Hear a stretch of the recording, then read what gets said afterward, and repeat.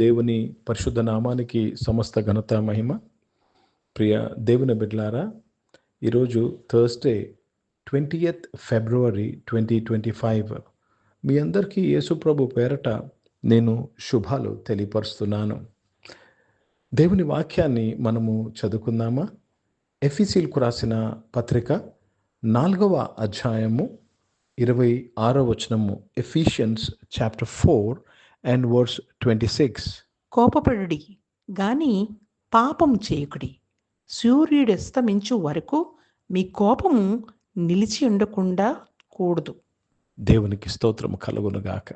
ప్రియ దేవుని బిడ్డలారా, చాలామందికి పరిచయమైన ఈ వాక్యము. కోపపడుడి కానీ పాపము చెయ్యవద్దంటున్నాడు. కోపపడుడి కానీ పాపము చేయొద్దు. Be ye angry and sin not, let not the sun go down on your wrath. కోపపడుడి కానీ పాపము చేయవద్దు అంటే పాపం ఎప్పుడు చేసినట్టు అనే విషయాన్ని మనము గమనిద్దాం. సూర్యుడు అస్తమించు వరకు మీ కోపము నిలిచి ఉండకూడదు. అంటే మీరు సాయంకాలం లోపల కోపం చల్లారిపోవాలని అర్థము. ఎందుకు ఈ వాక్యము ఈ విధంగా రాయబడ్డది? కోపం వచ్చింది, పొరపాటు చేశారు ఎవరో, లేక ఏదో జరిగింది, కోపం వచ్చింది. పాపం ఎప్పుడవుతుందంటే ఆ కోపాన్ని రాత్రంతా మీరు ఉంచితే అది పాపం అవుతుంది. ఎలా పాపం అవుతుంది చెప్పండి? ఆలోచన చేయండి. ఎందుకు పాపం అవుతుంది? లేకపోతే ఎందుకు కోపము రాత్రి నిలిస్తే పాపం అవుతుంది? జాగ్రత్తగా వినాలి. ప్రియ దేవుని బిడ్డలారా, దేవుడు మనుషులకు కళల ద్వారా మాట్లాడతాడు. గాఢ నిద్ర కలిగినప్పుడు దేవుడు మనతో మాట్లాడతాడు. కళల ద్వారా, దర్శనాల ద్వారా మాట్లాడతాడు. So every night you are sleeping, God is speaking to you through dreams.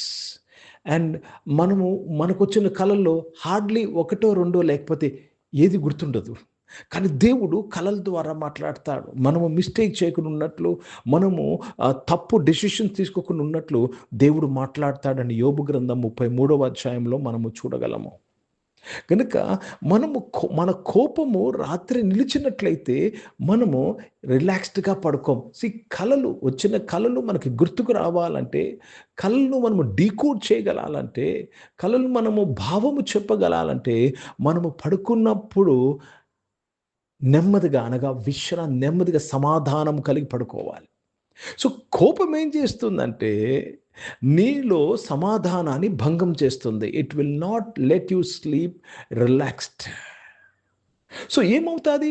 దేవుడు కళల ద్వారా మాట్లాడుతున్నప్పుడు దానిని మనము వినలేని పరిస్థితిలో ఉంటాము.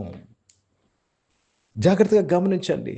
గాఢ నిద్ర కలిగినప్పుడు దేవుడు నీ అవసరాలను తీర్చే క్రియలు చేస్తూ ఉంటాడు. ఆదాముకు గాఢ నిద్ర కలుగజేసి పక్కటెముకను తీసి ఆదామును తిరిగి ఆదాము దగ్గర తీసుకొచ్చాడు. అవ్వను చేసి ఆదాము దగ్గర తీసుకొచ్చాడు. కనుక నీవు నిద్రపోవుట, అది కూడా సమాధానము కలిగి నిద్రపోవుట, రిలాక్స్డ్గా నిద్రపోవుట ఎంతో ఆవశ్యకము. కీర్తన 127వ అధ్యాయంలో ప్రియులు నిద్రించుచుండగా ఆయన ఇచ్చును. He gives you in your dreams when you sleep. కనుక ప్రియ దేవుని బిడ్డలారా, ఇక్కడ ఈ వాక్యంలో కోపపడుడి కానీ పాపము చేయవద్దు. సూర్యుడు హస్తమించుడు లోపడే మీ కోపం చల్లారిపోవాలి. లేకపోతే ఏం జరుగుతుందో తెలుసండి? దేవుని స్వరమును వినలేవు. దేవుని స్వరమును వినలేవు. దేవునికి స్తోత్రము కలుగునుగాక. హింदी में पढ़ेंगे एफिसियों का पत्र, उसमें 4 अध्याय और 26 वचन पढ़ेंगे. एफिशियंस 4 और 26. क्रोध तो करो पर पाप मत करो. सूर्य अस्तम होने तक तुम्हारा क्रोध ना रहे. क्रोध करो, लेकिन पाप कब हो जाता है? रात भर क्रोध रहेंगे, पाप हो जाता है. क्यों? क्रोध में रहने से आप परमेश्वर को सुन नहीं सकते. प्रभु आपके स्वप्न में आपसे बात करते हैं, आप सुन नहीं सकते, तो पाप हो जाता है. దేవుని స్వరము వినకపోవడమే పాపం. మీకు తెలుసండి? దేవునికి స్తోత్రం. నేడు మీరు ఆయన శబ్దం వినేలా మీ హృదయమును కఠినపరచుకొనవద్దంటాడు హెబ్రీయులకు రాసిన పత్రికలో. విననొల్లని ప్రజలు దుష్ట హృదయం అంటున్నాడు దేవుడు. So what is sin? God speaks and you don't listen to it, it's a sin. అందుకే కోపపడుడి కానీ పాపము చెయ్యవద్దు. కనుక ప్రతి రాత్రి నువ్వు నిద్రపోక మునుపు చాలా రిలాక్స్డ్గా లేక చాలా నిమ్మలమైన మనసు కలిగి నిద్రపోవాలి. చింత ఉంటే చింత యావత్తు ఆయన మీద వేయాలి. Because God speaks to you in the night. God gives you what you want during the night when you are sleeping. కనుక దేవునికి స్తోత్రము, ఆయన పరిశుద్ధ నామానికి మహిమ కలుగును గాక. So before you go to bed, నువ్వు పడుకోక మునుపు ఏ స్ట్రెస్, ఏ టెన్షన్ ఉండరాదు. చాలా మృదువుగా, సమాధానంగా, రిలాక్స్డ్గా మనము నిద్రపోవాలి. దేవుడు మీతో మాట్లాడుతున్నాడు. మీ స్వస్థత, మీ విడుదల,